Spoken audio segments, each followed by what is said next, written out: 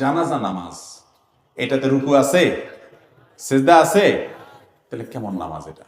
রুকুও নাই, সিজদাও নাই, বৈঠকও নাই, শুধু দাঁড়ানো আছে। তো এই প্রশ্ন উত্তর হলো, মূলত জানাজা নামাজ এটা কোনো আসল পূর্ণাঙ্গ কোনো নামাজ না। এটা মূলত একটা দোয়ার আয়োজন। এটা কিসের আয়োজন? দোয়ার আয়োজন। সেজন্য সেখানে রুকু সিজদা নেই, বৈঠক নাই, এটা গতানুগতিক নামাজ না। এখানে যে সলাৎ বলা হয়, নামাজ বলা হয়, নামাজ শব্দের, সলাৎ শব্দের অর্থ মূলত দোয়া।